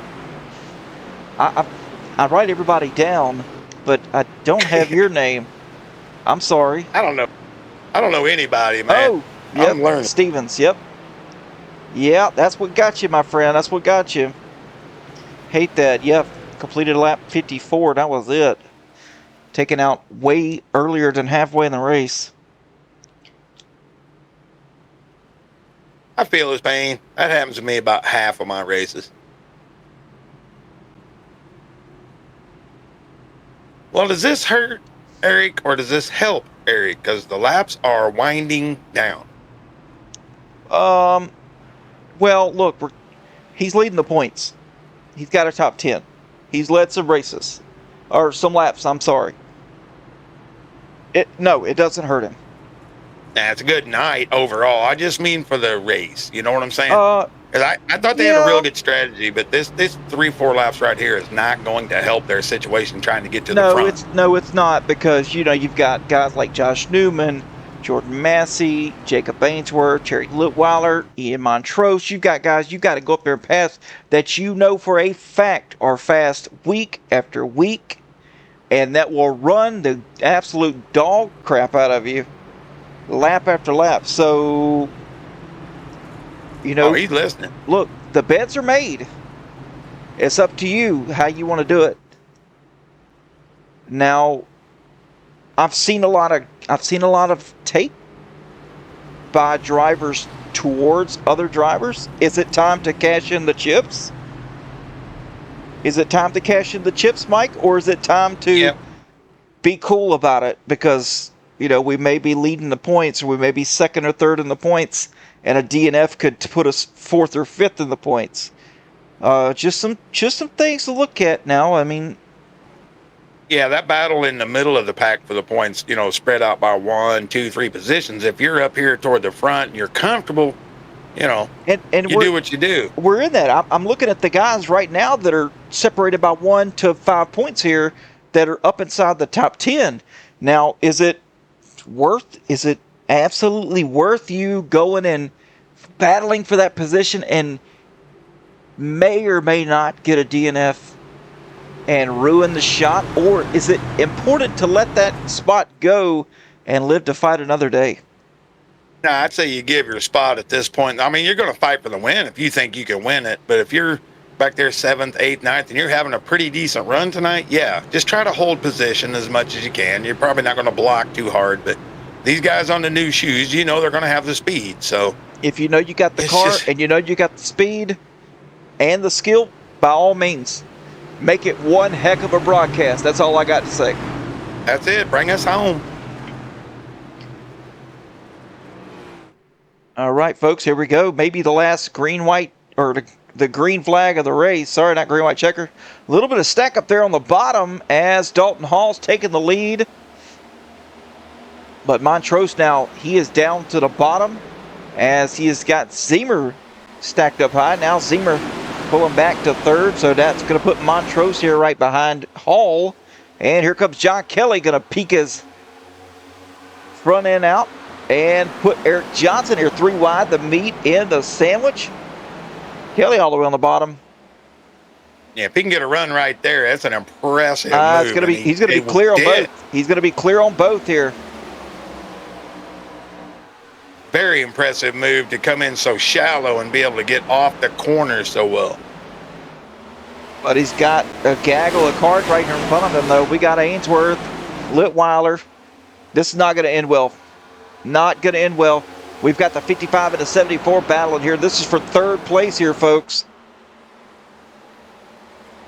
Eric Johnson and Jordan Massey in the wall. Jordan Massey saved it. Oh, and he coming back on track. And he gets caught by Redeker, DeVale, Calvert, Williams. Caution comes out. Wow, that little stack up on the top got everybody out of shape. And we're going to take a look here and see what happened to Jordan Massey from the chopper cam here. You can see he's on the high side. Eric Johnson almost gets into Massey, brakes, but goes up the track, gets tight, gets in the wall, comes back down, hits the wall, and flies him up to the track. And now it's chaos ensues. And free for all. Free for all. Well, that's unfortunate again. I would have liked to seen it play out, but Dalton Hall was able to stretch it to 6/10 as he took off right there. But Montrose showed he kind of figured out Dalton's tricks because he didn't let him get away on the restart that time out. Yeah, I'm curious to see what's going to happen here. Now they're going to be starting side by side, though. And before it was Hall first and Montrose in third. Now they're going to be starting on the front row, and you know for a fact Montrose knows how to make a restart very, very well. So we're going to see what Montrose can do here. But you've got Zemer and Answorth right there too. If something was to happen. Yeah, I really like where Ainsworth's going to restart. It's going to be outside. It'll be behind Montrose. If Ian gets a good start, we know Jacob's been up high all night, so he knows exactly Yes, sir. how he likes to run up there. So I kind of like where he's going to start this restart. But Kelly was the one that made the most moves out of that last little bit. Yeah, he did. Worked his way up, let's see, to 6th place. So all in all, not too shabby. Johnson was doing good, and then he had to break in front of or behind Jordan Massey. Now it's kind of got him stuck back here again. Just a shame for Massey. They had a great run. You're coming all the way down to the end here, and then just one little mistake, and just that's ends your night. No doubt about it. Yeah, look at Calvert, Wilson, Rother, all those guys, 1 point apart. Tibbs, we saw what happened to him early, just unfortunate. You know, Jones is okay. He's hanging in there. He's up there in 13th. So, yeah, it's time to battle, boys. I mean, look at the. We've got some guys like Tibbs out early. You know, Dalton Hall, he's tied for 9th back here, 37 points back from the leader. And if he could somehow pull this win off, that's going to put him right in the top spot. And Montrose not even in the top 15 in the points right now. Kelly 13th. David Vodka, if he survives here, he's running 21st, 2 laps down though. Okay, so after seeing this, if I'm Ian Montrose and I think I can win, by all means get it. But do not put yourself in a position to get out of shape or taken out, because you definitely have a great points night right now. So, you know, I don't know. If I'm there, I'm going for it. Sorry, I don't know what I'm talking about. I'm going to go for it from there. I don't know that I would go for it. It depends on what my end game is. What's my end game? Is my end game to have a bunch of wins here in the Outcast League, or is it to win the championship? Well, you're right. I mean, that's what I was talking about. He has a great points right in front of him right here. Good start from Dalton that time again. Montrose kind of stacked up the outside lane. And here comes those fresh tires of Kelly up through the field right now. Yeah, he's easing right in there. As I said, here comes Ainsworth. I got a little piece of the wall there. With Ainsworth now in 3rd. He's got Zemer right behind him. Zemer's going to be tight. He's going to go up the track. Yep, there he goes. He's got to let out a little bit.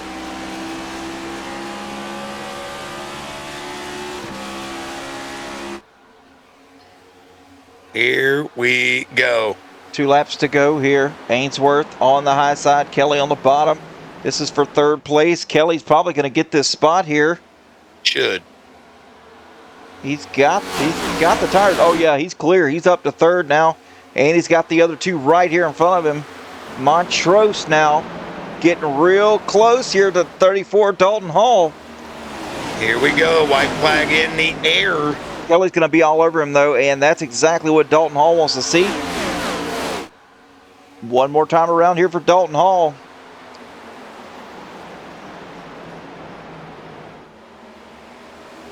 Kelly going to grab the 2nd spot here. What's he got for him in 3 and 4? I don't think he's going to have enough this far back.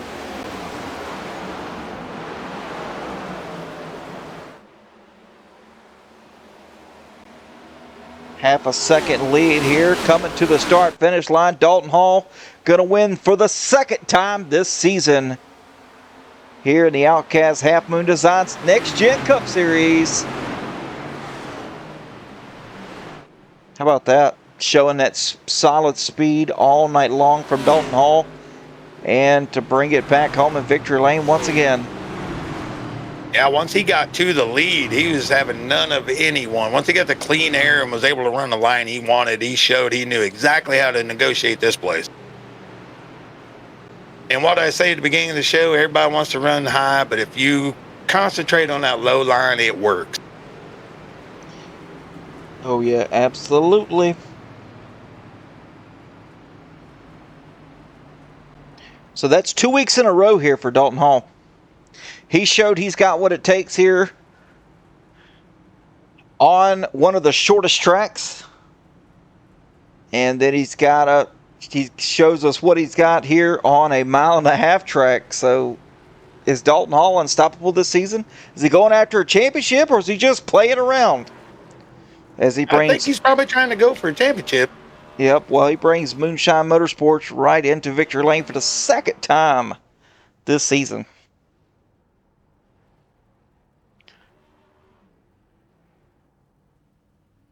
Burning it down.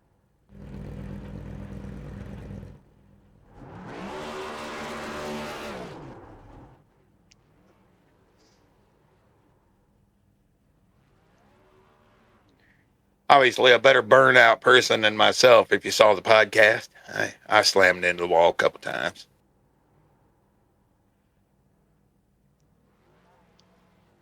All right, folks, Dalton Hall getting that thing wrapped up right quick. So let's get down to the race results for tonight. Dalton Hall, I told you, led 53 laps to bring it home in the number one spot.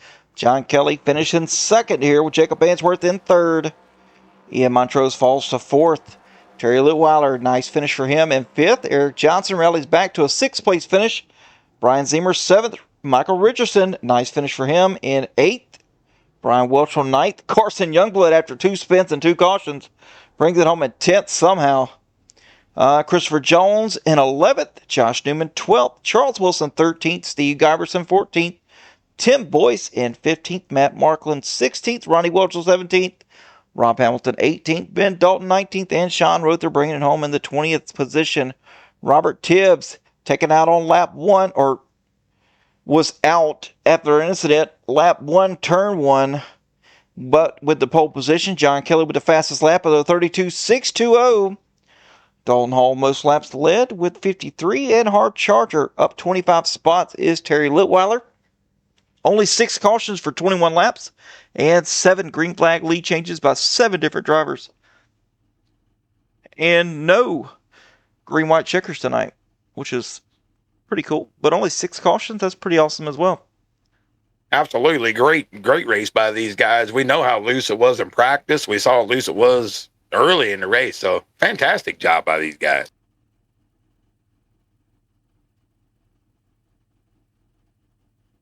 All right, so let's see here. We need to get these guys in the booth. See who we've got. Where we go? Jacob Ainsworth. We'll go ahead and we'll let you take that one. Jacob Ainsworth in the booth right now. Hey, Jacob. Great run, buddy. Nice top 3 finish. Tell us a little bit about your race. We saw you guys shifting all night. Did that seemed to work for everybody? That was something I wasn't expecting, but tell us how your race went. I did a lot of practice ripping that high side, and it honestly seemed to wear the right sides more evenly than staying down low and slowly working my way up. And once I was able to mostly keep it out of the wall, I figured I'd keep that line. And man, Ian almost got me at the end there. If he had cleared me through center, it would have been over. He would have had me there. That was, whew. But yeah, as for the shifting, I tried keeping it in fifth all the way around. The RPMs were just a little low to get any sort of reasonable run on exit. But that might have also been the lines I was taking, because I had already picked the high side at that point. Yeah, we watch most guys. They shifted all night. This is something I don't run a lot, so it just caught me off guard for a little bit. But, able to make your way all the way through the traffic, a little chaos, nothing too bad. But as it transitioned from day to night, did you feel the difference? I mean, the track temp dropped almost 35 degrees overnight. I mean, did you feel the difference in the track? Oh, absolutely. It felt almost completely different. New tires, old tires didn't really matter. I mean, once the sun went down, once the lights turned on, it was faster. When you got loose, it happened quicker. When you got tight, it happened a lot. It was a lot harder to correct. Just more, a little more extreme, I suppose, compared to where during the day when the track was super hot, and everyone was taking it a little easy. It seemed like pushing wasn't really a good idea, so we all sort of held back a little bit, and the cars felt a little lazier earlier. Yeah, absolutely. I mean, you could see it. You could see the difference. I mean, let's put this in perspective. Dalton Hall's best lap of the night, 32.9. His last lap, 33, which is basically a pole lap at the end of the race. So that shows you how much it changed. But Jacob, great run tonight. Do your shout outs. Let us know who makes it possible for you, and we appreciate you, man.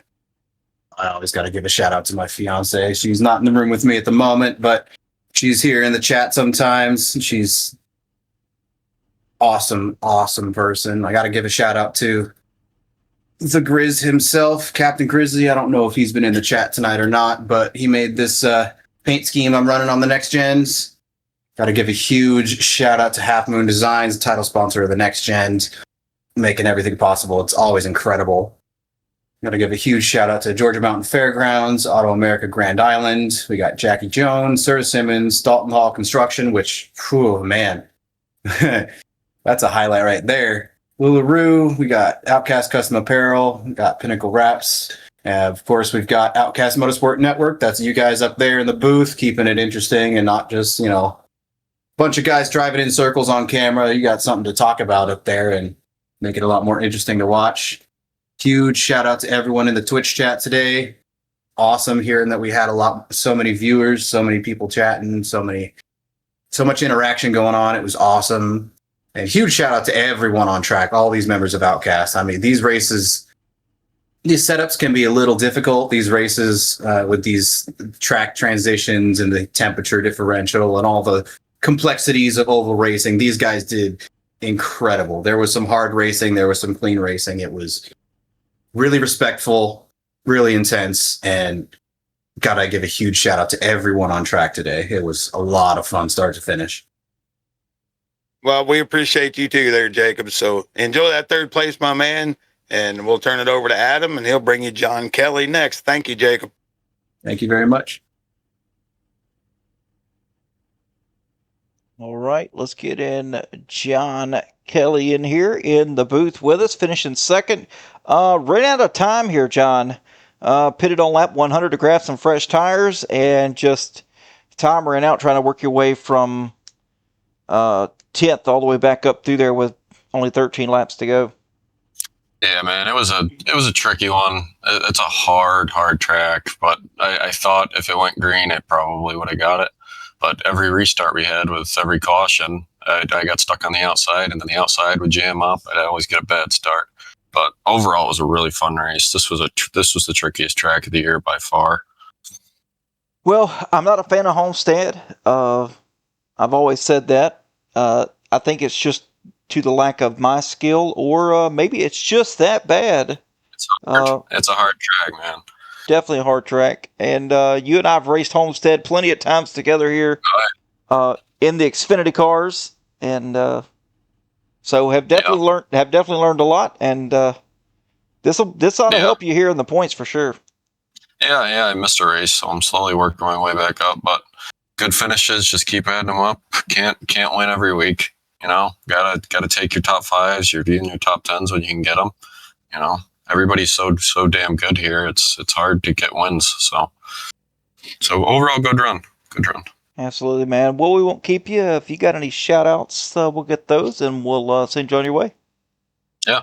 Georgia Mountain Fairgrounds, Auto America Grand Island, Jackie Jones, Chrysler Jeep Dodge and Ram, Sir Simmons Betting, Dalton Hall Construction, Lularoe by Tammy Litweiler, Half Moon Designs, Outcast Custom Apparel, Pinnacle Wraps, and can't forget the best of the best, Outcast Motorsport Network. You guys kill it. So thank you guys.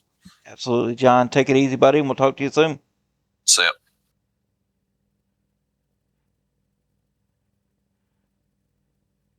All right. And Mike, we're going to get here in the D Hall Construction Victory Lane. Dalton Hall himself, and we'll let you lead the interview here. Dalton Hall, 2 weeks in a row, my guy. I mean, feels like you got a little something figured out. Watched you all night. One of the very few cars that just kind of committed to running the bottom all night. And seemed to really pay off once you got some clean air, man. Tell us about your race. Yeah, man, it was that clean air is obviously the key in these cars. Everybody, everybody was battling pretty hard. It was a good fun race. But again, just trying to stay on that bottom and just committing to the system. And yeah, I knew you could go higher and go faster, but the tires, it was really easy to cook that right rear, and it seemed the bottom just was the best way. Just be patient. Uh, so maybe I'm figuring out how to be patient. I don't know. It's that's always been my issue is patience. But yeah, it's worked out a couple weeks in a row. Just happy to be here. Well, and you said it right there, patience, and that's the thing about this track. A lot of people don't like this track because they overcook it. You know what I mean? If you can be consistent on both ends, it pays off, and you showed that tonight. Yeah, absolutely. A little bit of brake went a long way, and I don't. The shifting in these cars was weird.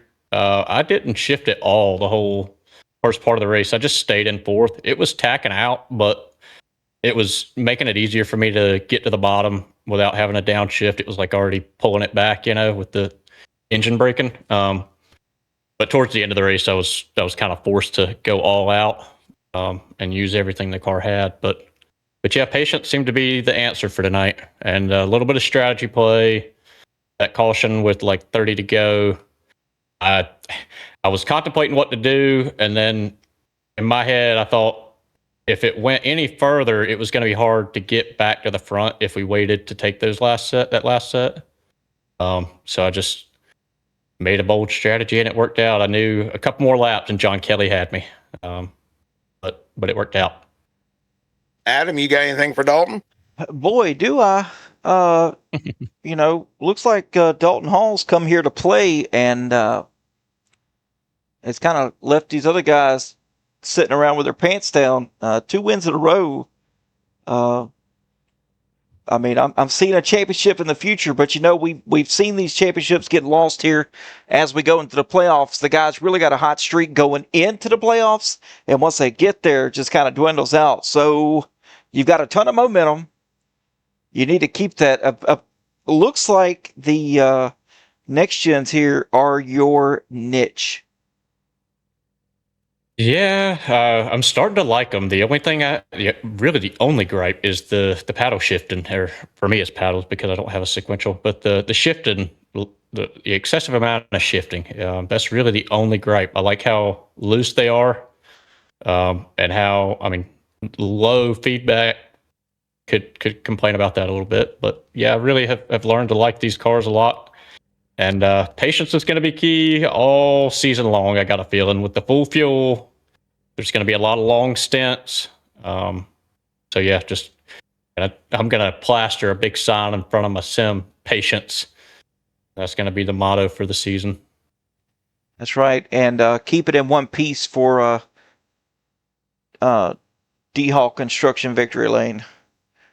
That's right. We don't want Moonshine Motorsports having to make too many repairs on the cars throughout the week. No, we don't. We don't. People run out of tape real quick, as we saw early in the race. A lot of drivers caught in just one little accident there. Kind of took out a bunch and had to make repairs all night. But you stayed lucky, and up 21 spots here to the lead. Yes, sir. Yeah, lucky and patient. Again, thankful for everybody for a good, clean race. There was a couple of guys that were really putting up a good fight there at the end. Ian, Jacob, I think it was Jordan Massey also was on a pretty bold strategy. John Kelly and Eric obviously were coming up fast. Just thanks to the Outcast guys for always having good, clean, fun racing, and that's really what it's all about. Everybody's always trying to get better here. We hear a lot about a lot of other leagues, and it just seems like there's no other league like the Outcast League. So just thankful for everything you guys do, and thankful for all the sponsors and Mike and Adam, Eric, and Mark and Eric for doing everything behind the scenes. And yeah, just thanks everybody. Absolutely, man. Well, if you got any other shout-outs, or is that going to be it? We'll go ahead and cap it there. We got our Grand Island Auto America. And Serta Simmons and D-Hall Construction, Uluru. I know there's a few more I'm missing. But like I said, thanks to you and Mike and Eric. And let's see, we got, sorry, I'm botching this here. Jackie Jones, Outcast Motorsports Network, Half Moon Designs, Outcast Custom Apparel, and Pinnacle Wraps. And thanks to all you guys for making this happen. No problem, man. Great shout outs, and we'll talk to you in Victory Lane next week. All right, thanks, guys. Have a good one. Great run, bud. Thanks again. All right, Mike. That's it. Well, I mean, let's see. What track we're going to next week? Watkins Glen? No. I think so. Running the boot. As in, say it ain't so. Oh. Yeah, we're going to Watkins Glen. I knew we were, but I didn't want to. I didn't want to admit it because we're going to the boot, baby. We got the boot, the extra little turn there. It's going to be super challenging, and I think there's going to be quite a bit of accidents going in on that boot. A lot of people's going to have to practice that and get good, no doubt about it. But anyway, folks, we just spoke with Dalton Hall, the winner of the race, John Kelly second, and Jacob Answorth in the third spot. But Mike, man, great podcast, by the way. Posted it up Appreciate that. Sunday afternoon. So anybody still in the chat or in the Twitch, if you have not yet, go over to the YouTube. We got a new podcast out there from Mike McKinnon. It's called Outcast Unlimited. And give it a watch. It's super cool. But anyway, folks, that's going to do it for tonight. Mike and myself, the Glad Dad, appreciate each and every one of you. We'll be back tomorrow night. Both of us will in the booth, calling the same race, but a different class. It's going to be the trucks for 100 laps. Don't want to miss that. Anyway, folks, this is the Glad Dad reminding you to stay fast, stay clean, and as always, it's okay to be an outcast. We'll see you next time, guys. Take it easy.